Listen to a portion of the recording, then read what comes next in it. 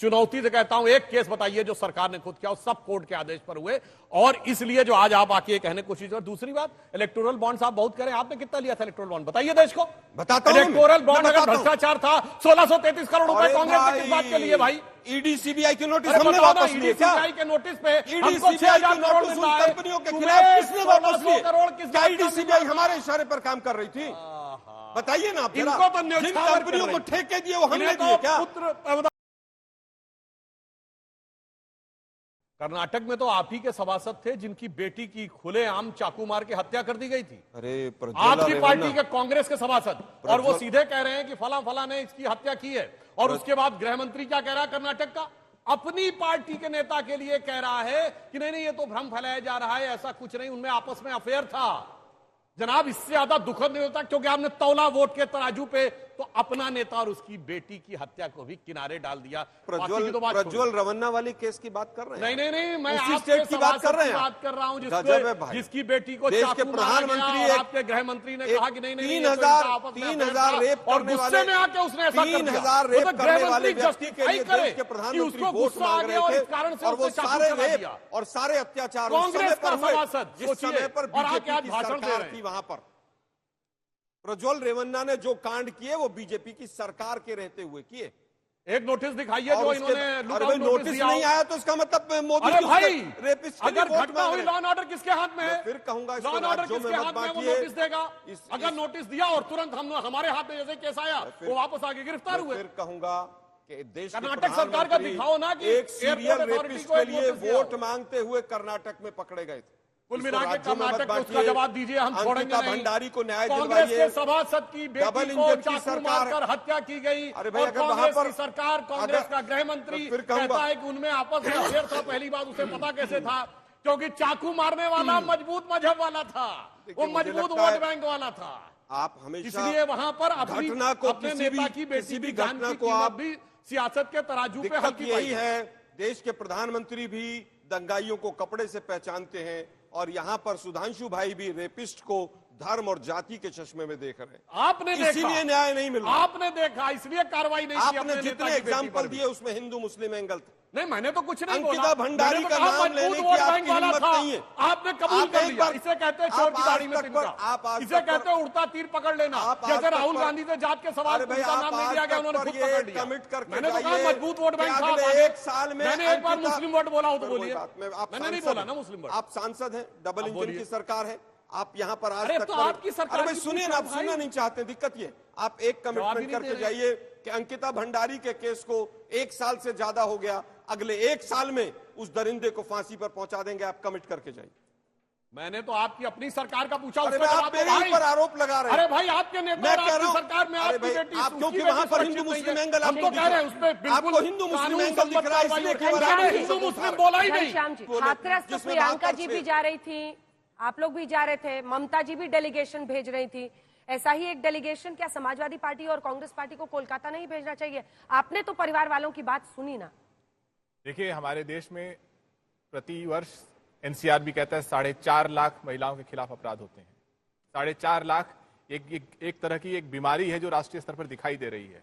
अगर सिर्फ इसमें यही कंपटीशन रहेगा कि किसकी कमीज कितनी सफेद है तो जवाब नहीं मिलेगा। ये स्पष्ट है कि चाहे वो देश के प्रधानमंत्री हों या ममता बनर्जी जी हों, दोनों ने अपनी अपनी जिम्मेदारियों को कहीं ना कहीं उसमें विफलता दिखाई है, और दोनों ने अपनी अपनी राजनीति में दूसरों की विफलताओं पर सवाल उठाया है।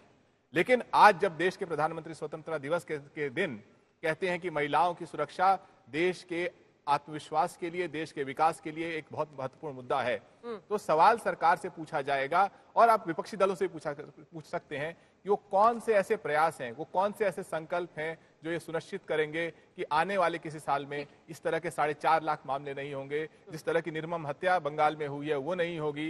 ये जो मनीष सिसोदिया और आम आदमी पार्टी जश्न मनाते घूम रहे हैं गली गली, कोई किसी को बरी नहीं किया गया है। जमानत पर आप बाहर आए हैं, उसमें भी टर्म्स एंड कंडीशंस हैं, और 17 महीने आप जेल में रहे। मैं अपनी बात को हरियाणा में खूब प्रचार कर रही है। आपने वो कहीं करें उससे कोई फर्क नहीं पड़ता। अब बात आती है कि प्रोटेक्ट नहीं करना चाहिए। प्रोटेक्ट अगर कोई तमाम इन भ्रष्टाचारियों का करता है तो वो देश के प्रधानमंत्री मोदी जी करते हैं, और वो 2 तरह से करते हैं। या तो उनको अपनी पार्टी में बुला लेते हैं, या फिर पूरी तरह से इलेक्टोरल बॉन्ड से माल लेकर अपने घर में बैठ जाते हैं। हम बार बार कहेंगे 2G पर आपने आरोप लगाए, आकर बरी किसने किया?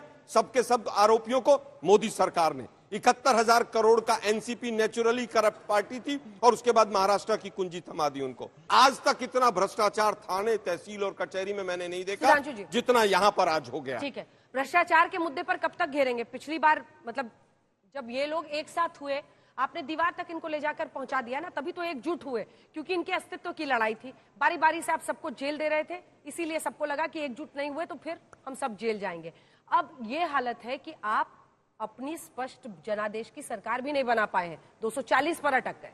देखिए, मैं राजनीतिक जवाब भी देता हूं और चूंकि आज 15 अगस्त का दिन है तो एक कंस्ट्रक्टिव भी जवाब देता हूं हमारी सरकार ने क्या किया। पहली बात, आज कितनी दुखद, विचित्र, विडंबनापूर्ण बात है कि उस आम आदमी पार्टी ने जिसने सबसे खराब अपशब्दों का प्रयोग कांग्रेस के नेताओं के लिए किया, उनके साथ गठबंधन करके फिर मुंह की खाकर अब गठबंधन से बाहर आने की स्थिति आई। ये बहुत साफ दिखता है, मतलब क्या क्या वर्ड नहीं बोले गए हैं सोनिया जी, राहुल जी के बारे में, शीला दीक्षित जी के बारे में, बेईमान बेईमान लिख के वो सारी बातें की गई, वो अलग बात है। और जो बात मैं पहले भी आपके शो पे कई बार बोल चुका हूं, जो कहते हैं 2014 के बाद इनको जेल में डालने की शुरुआत हुई, तो मैं ये बताना चाहता हूं कि भाई ये बताइए, सोनिया जी और राहुल जी जिस केस के ऊपर उनको बेल लेनी पड़ी है वो 2013 अक्टूबर में है। ये बताइए कि सुरेश कालमाणी 2010 में जेल गए थे, कनिमोझी और ए राजा 2011 में जेल गए थे, मधु कोड़ा 2008 में जेल गए थे, सीएम थे झारखंड के, शिबू सोरेन 2006 में जेल गए थे, मुलायम सिंह मायावती में 2007 में केस दर्ज हुआ था। ये सब आपकी सरकारें हैं। और याद करिए, करुणानिधि 2000 में जेल गए, जयललिता 96 में जेल गई, लालू यादव 97 में जेल गए, और झारखंड मुक्ति मोर्चा रिश्वत का 94 में हुआ, राजीव गांधी पे आरोप 87 में लगे, FIR 90 में हुई। इसमें मोदी जी, अमित शाह जी कहां हैं भाई? ये तो 35 साल का पूरा आपका एपिसोड है। इसलिए हम कह सकते हैं भ्रष्टाचार के सारे आरोपी एक होकर मोदी जी के खिलाफ एकजुट हो गए। अब मैं एक बात और कहना चाहता हूं, राजनीतिक से हटके कुछ व्यवस्थागत परिवर्तन प्रधानमंत्री जी ने किए। जैसे हमने नई टेक्नोलॉजी का यूज करके डायरेक्ट बेनिफिट ट्रांसफर सीधे डिजिटल में ट्रांसफॉर्मेशन करने का प्रयास किया, तो वो दौर था जब राजीव जी कहते थे 1 रुपए में से 85 पैसा भ्रष्टाचार में चला जाता, वो खत्म हो गया। अगर आप याद करिए तो हमने जिस प्रकार के चीजों की व्यवस्था की, आधार से लिंक किया, तो जानते क्या पता चला? 2 करोड़ लोग ऐसे थे इस देश में जो थे ही नहीं, और केवल फर्जी वो पैसा आ रहा था और उसका दुरुपयोग किया जा रहा था। गैस कनेक्शन से लेके सब्सिडी जो सरकार की मिलती थी, वो बातें खत्म हुई। हम जो न्याय संहिता लाए हैं, अब ये पुराना बैकलॉग जब 8-10 साल में पूरा हो जाएगा, उसके बाद अधिकतम 3 वर्ष के अंदर किसी भी विषय का निर्णय आ जाएगा। तो भ्रष्टाचार का एक बहुत बड़ा जो कारण था, तारीख पे तारीख, तारीख पे तारीख होती रहती थी, उस विषय को भी समाप्त करने का प्रयास किया है। जितना मुझे याद आ रहा है, मंच पर सुनीता केजरीवाल और हेमंत सोरेन की पत्नी के साथ सोनिया जी बैठी थी, और आज लोकसभा चुनाव खत्म हुआ, आपने हाथ वाथ मला ऐसे गाली देना शुरू कर दिया। देखिए, मुझे लगता है कि किसने किसके लिए क्या क्या कहा, वो नीतीश जी का DNA, और नीतीश जी ने मोदी जी के लिए क्या कहा, और अमित शाह जी ने मोदी जी के लिए क्या कहा, और चंद्रबाबू ने मोदी जी के लिए क्या कहा, और मोदी जी ने चंद्रबाबू के लिए क्या कहा, वो सब पूरा देश जानता है किसने क्या क्या कहा। क्या वो सारे बरी हो गए हैं? क्या हेमंत बिश्व शर्मा बरी हो गए हैं? क्या वो एनसीपी वाले सारे बरी हो गए हैं जिनको मोदी जी पीठ थपथपाते घूम रहे हैं वहां पर महाराष्ट्र में? कोई नहीं हुआ। अब केस चल रहा है। मैं फिर कह रहा हूं, आरोप लगाने वाले हम थे, आज भी हम स्टैंड करते हैं, और हमें पूरी उम्मीद है कि आपकी जो जांच एजेंसियां हैं कहीं बरी ना कर दें उनको। सुधांशु जी, मैं एक बात कहना चाहता हूं, इन्होंने सरासर झूठ बोला। इनकी सरकार में एक भी केस सरकार ने नहीं किया, सब कोर्ट के आदेश पर हुए। चुनौती से कहता हूं, एक केस बताइए जो सरकार ने खुद किया, सब कोर्ट के आदेश पर हुए, और इसलिए जो आज आप आके कहने की कोशिश कर। दूसरी बात, इलेक्टोरल बॉन्ड्स आप बहुत करें, आपने कितना लिया था इलेक्टोरल बॉन्ड? बताइए देश को। बताता हूं, इलेक्टोरल बॉन्ड अगर भ्रष्टाचार था, 1633 करोड़ रुपए कांग्रेस ने किस बात के लिए भाई? ईडी सीबीआई के नोटिस हमने वापस लिए क्या? सीबीआई के नोटिस पे ईडी सीबीआई के नोटिस उन कंपनियों के खिलाफ किसने वापस लिए? क्या ईडी सीबीआई हमारे इशारे पर काम कर रही थी? बताइए ना आप। इनको तो जिन कंपनियों को ठेके दिए वो हमने दिए क्या? ठेके आपसे, माल आपने, ईडी सीबीआई के नोटिस वापस आपने, केस बंद आप करें, और आरोप विपक्ष पर। भाई 2G में राजनीति के लिए आरोप लगाए थे, क्या हो गया? में कुछ हुआ ही नहीं। आप बताइए ना, 2G में बरी किसने किया? बोलिए ना, आपने तो माना क्या बरी किसने किया? 2G में हमने किया क्या बरी? ना। देश के प्रधानमंत्री और गृह मंत्री अभी भी 2G के ऊपर वोट मांगते घूमते हैं। आपकी पार्टी छोड़ गए तो? अरे भाई, अभी भी कौन छोड़ गया, कौन नहीं छोड़ गया, उसकी कोई इंपॉर्टेंस नहीं। मैं केवल ये पूछ रहा हूं कि आप ये बताइए, 2G पर क्या केवल राजनीति से प्रेरित आरोप थे? अरे कोर्ट ने डिसाइड किया था भाई। अरे भाई मैं फिर कोर्ट ने क्या बताऊं, डिसाइड किया था? करिए। 1,76,000 करोड़ राजनीति का से घोटाला हो गया है, मैं कोर्ट ने डिसाइड 2G कर दिया में था क्या? एक लाइन क्या बोलना कर दिया चाहता था हूं। कि हाँ या ना सुनिए। बताइए? ठीक ठीक देश है, के आप- गृह आप- मंत्री आप- आज आप- भी आखिरी 1,76,000 सेंटेंस, करोड़ आखिरी के घोटाले की सेंटेंस। बात करते मैं हैं। लोग भूल गए दुर्भाग्य होंगे, तो है। मैं बता दूं, केवल 2G में राजनीति से कोर्ट प्रेरित ने होकर आप आरोप दर्ज लगाते करने हैं की और फिर भाग जाते परमिशन हैं। दी थी, क्योंकि वो देश का इकलौता अरे टेंडर भाई था जो आज फर्स्ट कम भी फर्स्ट बरी सर्विस होने पे के हुआ था। बाद भी यानी देश के सबसे पहले प्रधानमंत्री आकर जो जमा देश कर के देगा गृह उसे मंत्री आज भी मिलेगा। वोट और जो मांगते हैं ड्राफ्ट चाहिए था उसमें कई कंपनियों के ड्राफ्ट एक दिन पहले के बने हुए थे, यानी अमाउंट आज बताया गया, ड्राफ्ट पहले का बना हुआ था। इसके आधार पे कोर्ट ने दायर किया था। सर झूठ बोल रहे हैं, इनको कोई आइडिया नहीं है, भ्रष्टाचार हुआ क्या कोर्ट ने तय कर दिया था?